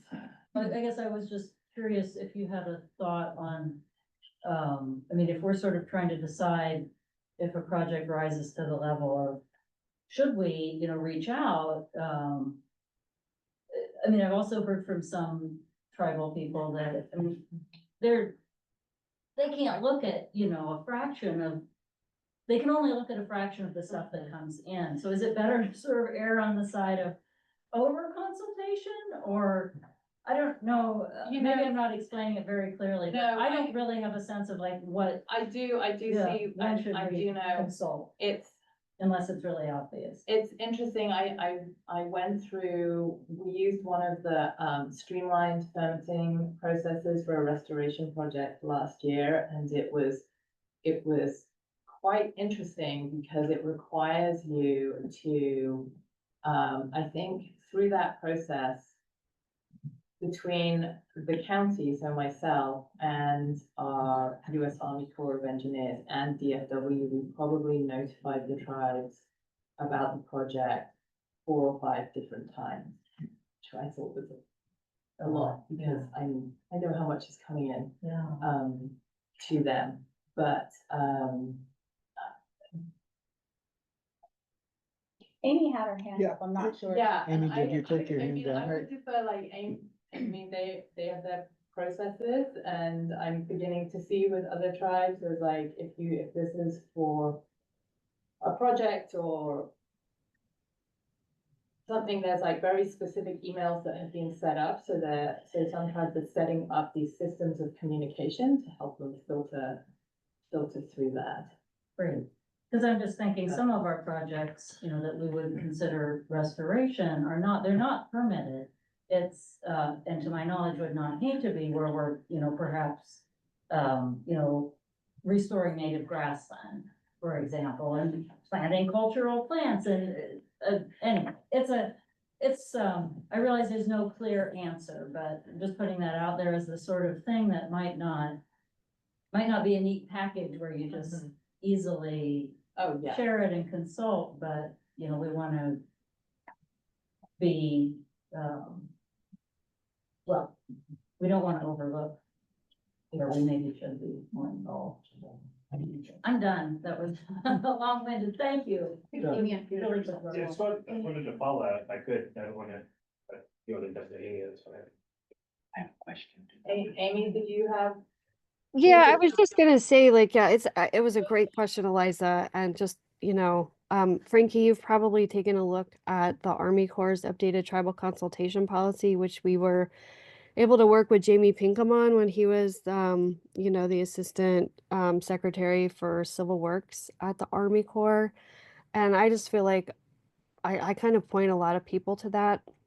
And I think at some level, the county absolutely needs to assert, like, we think these are the kinds of categories of things where, you know, communication is one part of it. Like, hey, heads up, like you're required, whether under CCA funding, and so consultation is like a spectrum. It's not like an on or off thing. And so I think in order to kind of keep it from being completely overwhelming, yeah, I look forward to having a conversation with you, Frankie, about how to manage this, obviously in a way that is respectful, but also that acknowledges, like, what actually is realistic and within your capacity and the county's capacity and how that can align with tribal needs. And I think, just again, keeping in mind, there's a lot of resources out there, so you shouldn't have to fully create the wheel here. And other things, you can really look at and pull from. Thanks. Okay. Doug, can you make it quick? Because we need to move on. Yeah, I was just gonna say is that there's sort of a breaking point that we've had some discussions internally about is like, are we consulting on an individual project, or are we looking to opportunities for something that's more thematic? And so like this issue, say, of grassland restoration, if we can bring that more as like a comprehensive programmatic approach of these are the sorts of things we're doing, this is the places we're doing them, that's probably an easier thing to gain response over. And maybe they'll be interested in going more in depth into individual places and projects. But rather than kind of doing this like scattershot and piecemeal of giving people, 20 different projects that have a lot of similarities to it, I think that that's a good place for us to kind of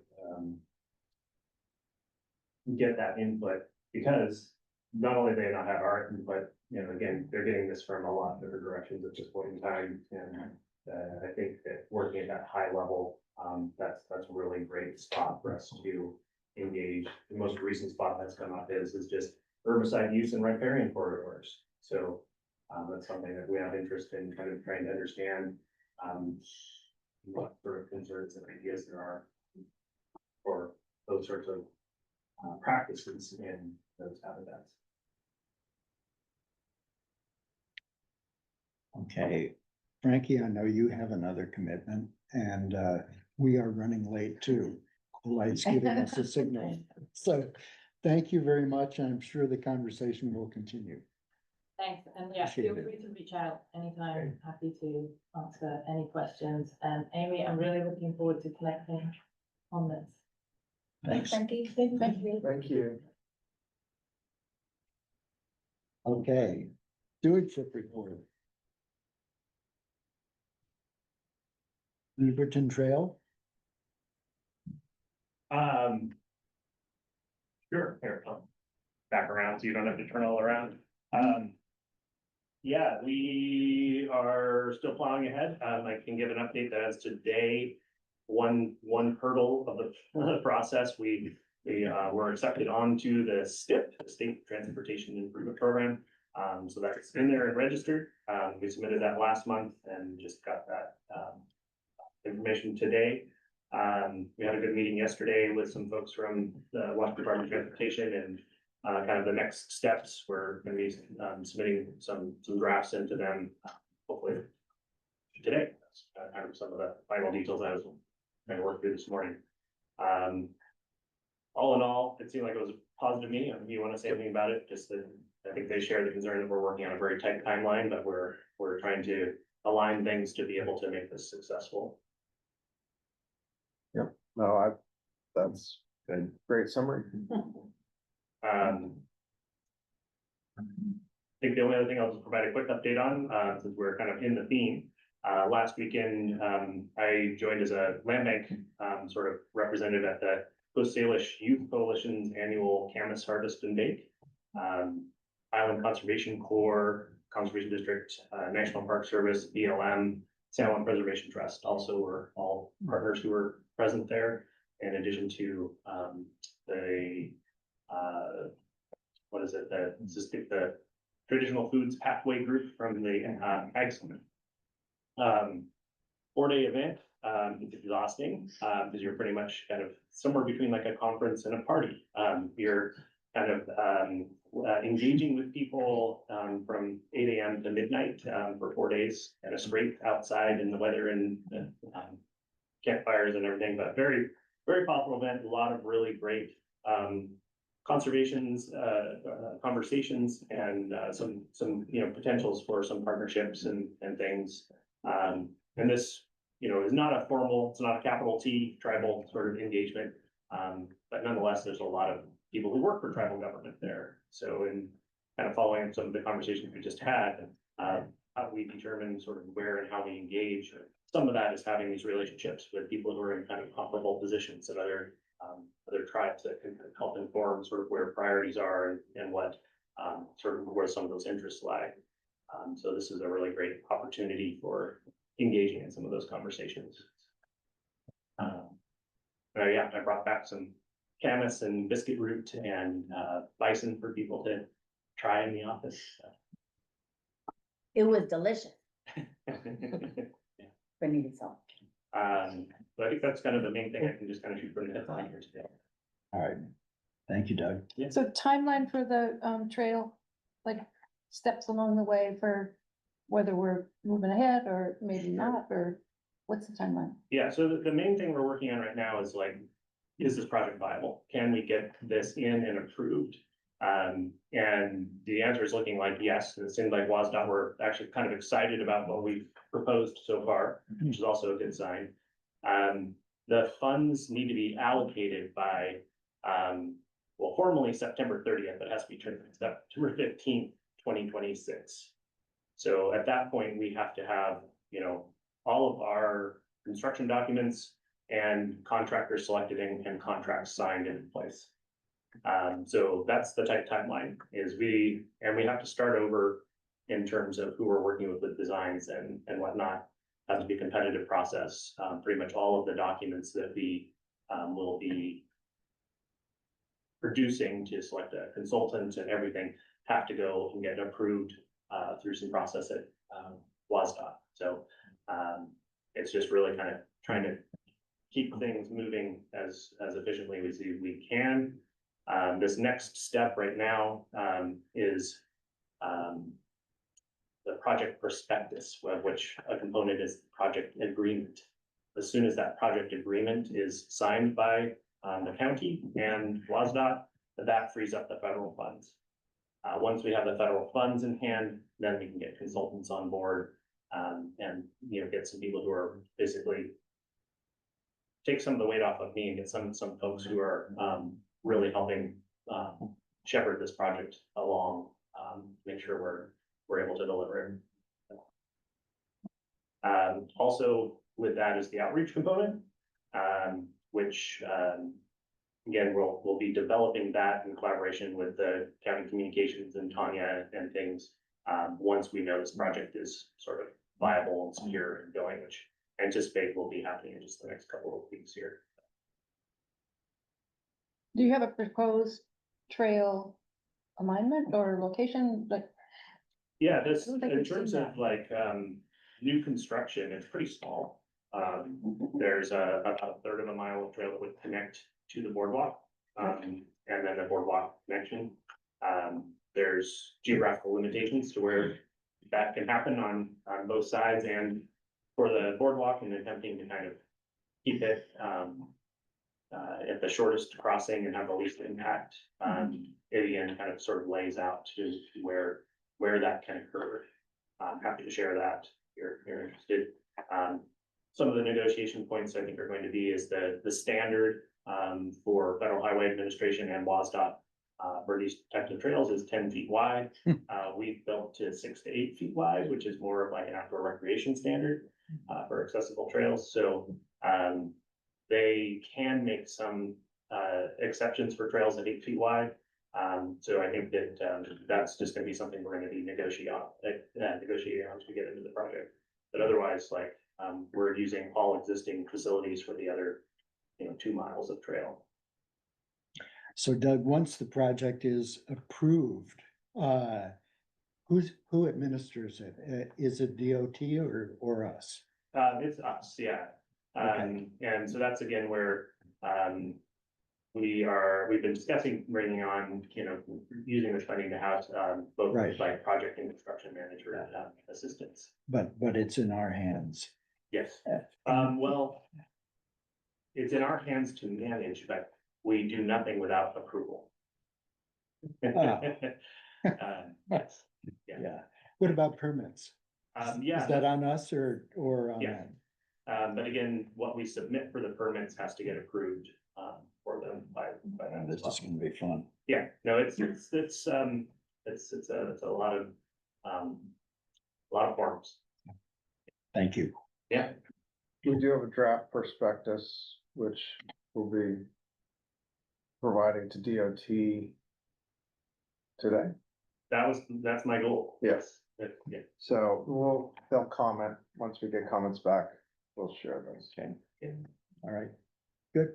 Yeah. Thanks, Doug. All right, other stewards. If I could give a quick update. You hear me okay? Yes. So we had pre-bid meetings, mandatory pre-bid meetings for the Judd Cove Shoreline Restoration Project this week and for the Turtleback South Parking Lot Rehabilitation Project, and got 6 contractors at both of those, which was good.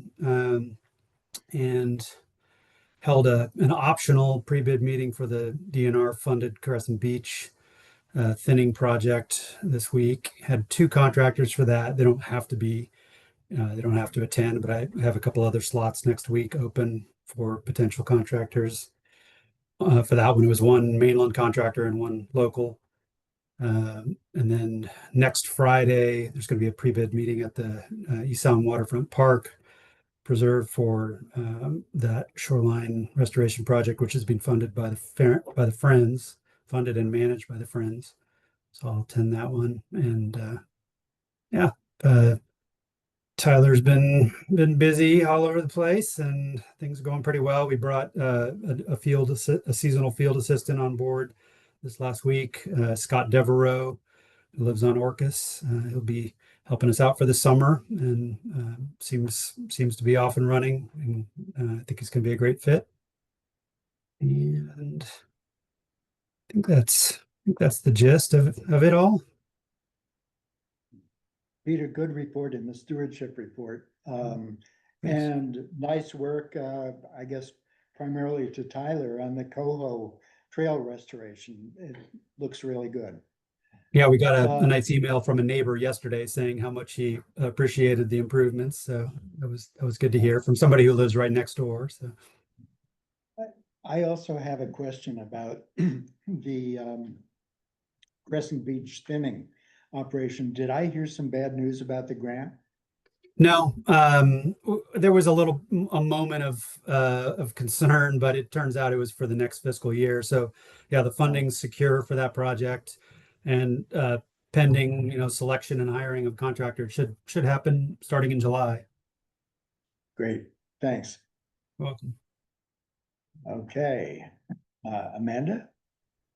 Yeah, I'll give a really quick update, but I think most things were covered in the stewardship report. But this week we did interviews for the seasonal position, and hope to make a final hiring decision next week and get someone on board soon for Lopez. Good, thank you. Yeah. I think mine's in the report. Okay. We saw it in the news. What did you see in the news? You little write-up. Oh, yeah. A nice garden at the office. It's looking good. Yeah, it is. Yeah. Thanks, Eliza. Okay, Tanya, reach. Well, what's not, I guess, upcoming, we've got the community conversations, that's a big one. Right back here on May 28th at 6 p.m. or I'll see you on the computer on Zoom. We have some people signed up already, so that's a good start. And then Children's Festival is tomorrow, Margot and I.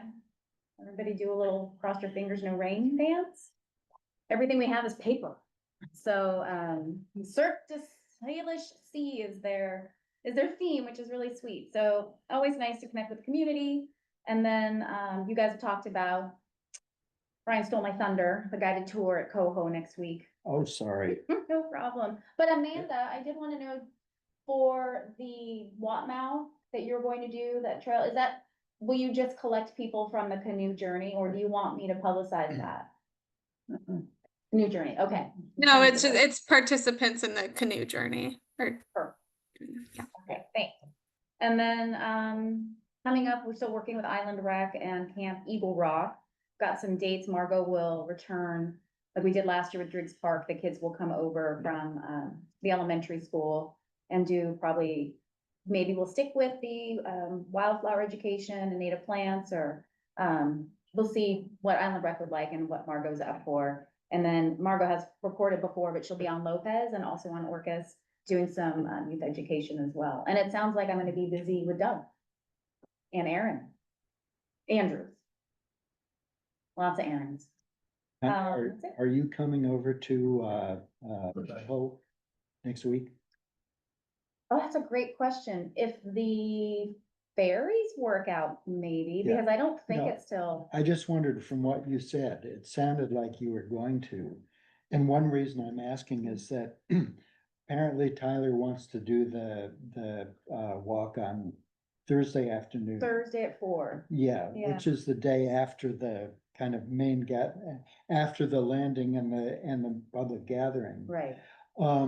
So there's an opportunity for us to announce the time and place of the hike probably on Wednesday night at dinner, but we might put out a notice, in the Orcasonian or something before that time.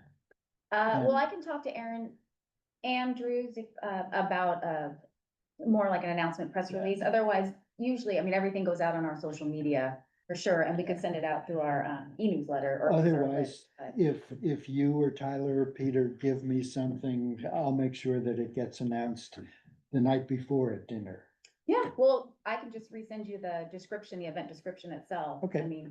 That's pretty much, and you went on the walk last year. I Did you did. not? Oh, you did, okay. So I think it's going to be fairly similar. Yeah. But that would be great. Right. Yeah, Okay. let them, if you're gonna be there to announce. Oh, and an update for the annual reports at the printers. So, and the website, Margot and I had a meeting this week with the designer. I think we narrowed down what we want for the preserve page, and now we're moving into all the little kind of fine tooth comb editing, all the, you know, content, making sure, everything's set, pictures and things of that nature. So that's looking pretty quick. Okay, thank you. Okay, future agenda items, I think we've pretty much discussed. Anybody, let's see. Our agenda for next month is pretty much set for the field trip. Anything else anybody would like to add? We're checking them off. Okay, nothing new. So unless anybody has anything to add, we have a second public comment. I guess that's you, Jessica. Okay. Nancy. Oh, Nancy is on, yeah. Hello, Nancy. I don't know whether you want to add anything, but I think it's really great. I was thinking about the drone issue. I think that's one that the county's gonna see more and more coming up. And I really applaud you guys for trying to get your arms around it, because I think a policy is really, really important and for people to understand that. But good work, you guys. thanks, Nancy. Okay, then if there's nothing more, we are adjourned. See you on August next month. Well, we're meeting at Fire Hall.